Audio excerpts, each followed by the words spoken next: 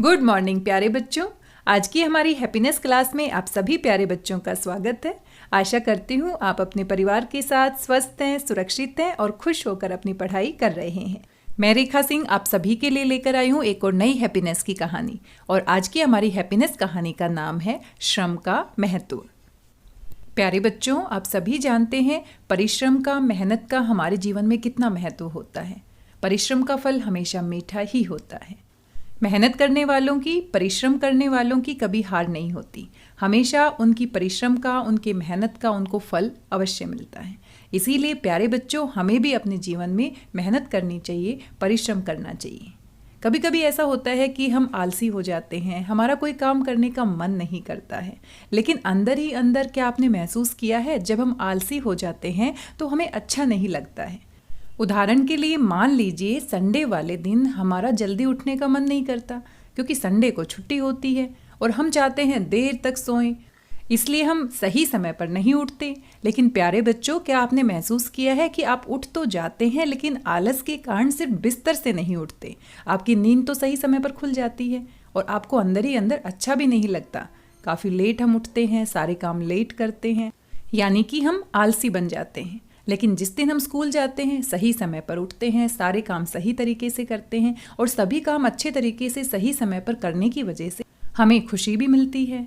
इसी प्रकार से कई बच्चे पूरा साल नहीं पढ़ते हैं, सही समय पर अपना गृह कार्य नहीं करते हैं, लेकिन परीक्षा के दिनों में अचानक से वो पढ़ना शुरू करते हैं तो उनको काफ़ी तनाव महसूस होता है और काफ़ी परेशानियों का सामना करना पड़ता है। लेकिन जो विद्यार्थी शुरू से मेहनती होता है, अपना सारा काम सही समय पर करता है, जो सवाल उसको समझ नहीं आते उसके लिए वो दूसरों की मदद लेता है और इस तरीके से हर रोज़ मेहनत करने की वजह से उसका परीक्षा परिणाम और भी अच्छा आता है और साथ में उसमें आत्मविश्वास की वृद्धि होती है, सेल्फ कॉन्फिडेंस बढ़ता है। प्यारे बच्चों, जब हम मेहनत करते हैं, अपना काम सही तरीके से करते हैं, मेहनत के साथ करते हैं तो हमारा कॉन्फिडेंस भी बढ़ता है और हमें खुशी महसूस होती है, हमें अच्छा लगता है। अगर हमें कोई काम समझ नहीं आता है तो हम उसको ना करने की बजाय किसी दूसरे की मदद से, किसी दूसरे के सहयोग से उसको कर सकते हैं। इसीलिए हम सभी के जीवन में श्रम का बहुत बड़ा महत्व है। आइए जानते हैं हमारी कहानी श्रम का महत्व में क्या होता है। यह घटना उस समय की है जब बाल गंगाधर तिलक और दादा भाई नौरोजी इंग्लैंड में रहते थे। वे दोनों किराए के मकान में एक साथ रहते थे। दादा भाई नौरोजी को काम करने में बहुत ही आनंद आता था। वे सुबह जल्दी उठकर घर को साफ करते थे, पानी के बड़े बड़े बर्तनों को भरते थे, जूतों को पॉलिश करते थे और फिर नहाने के बाद अपने कामों में लग जाते थे। बाल गंगाधर तिलक के सोकर उठने तक सब कुछ व्यवस्थित और साफ हो चुका होता था। तिलक जी को लगता कि दादा भाई ने इन सुबह के कार्यों के लिए जरूर एक सहायक रखा होगा जो इन कामों को कर देता है।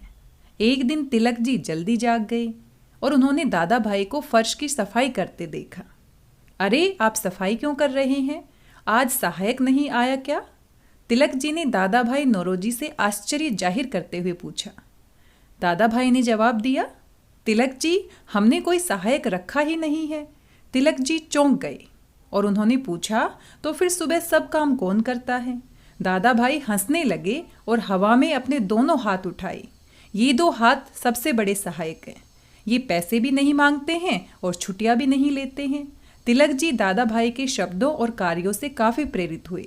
उन्होंने तुरंत अपने सभी कामों को स्वयं करने का और दूसरों पर निर्भर नहीं रहने का फैसला लिया।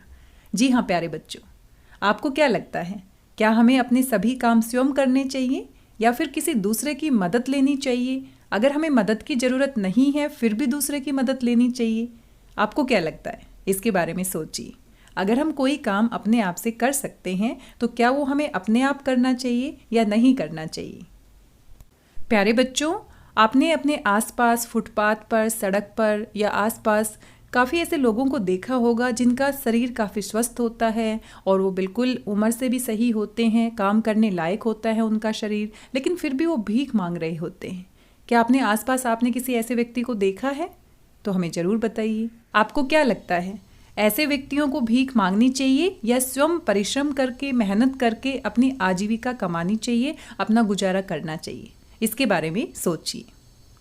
प्यारे बच्चों, ऐसे कौन कौन से काम हैं जो आप स्वयं करते हैं और ऐसे कौन कौन से काम हैं जिन्हें आप स्वयं नहीं कर सकते लेकिन दूसरों की मदद से उसे पूरा कर सकते हैं? कौन कौन से ऐसे काम हैं जिन्हें आप स्वयं नहीं कर पाते, उन्हें करने के लिए आप क्या क्या प्रयास करते हैं? ऐसे कौन कौन से काम हैं जो आप कर सकते हैं परंतु आप करना नहीं चाहते हैं, ऐसा क्यों? इसके बारे में सोचिए और हमें ज़रूर बताइए। साथ में कहानी को अपने परिवार के सदस्यों के साथ ज़रूर साझा कीजिए।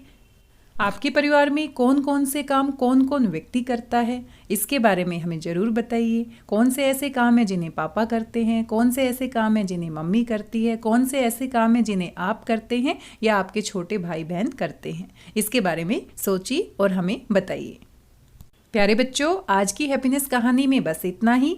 आपने देखा मेहनत करने से हमें कितनी खुशी मिलती है और हमें सफलता भी मिलती है। इसीलिए अपने काम हमें स्वयं करने चाहिए। जिन कामों में हमें मदद की ज़रूरत होती है उसमें मदद लेकर उस काम को पूरा करना चाहिए और इस तरीके से परिश्रम के द्वारा, मेहनत के द्वारा हम अपने जीवन को सफल बना सकते हैं। मिलते हैं एक और नई हैप्पीनेस कहानी के साथ। तब तक स्वस्थ रहिए, व्यस्त रहिए, मस्त रहिए और खुश होकर पढ़ते रहिए। और हाँ, मेहनत करना ना भूलिएगा। अपने सभी कामों में मेहनत से मन लगाकर उनको पूरा कीजिएगा। आपको सफलता अवश्य मिलेगी। कहानी में पूछे गए प्रश्नों के उत्तर जरूर दीजिएगा। धन्यवाद, बहुत बहुत धन्यवाद।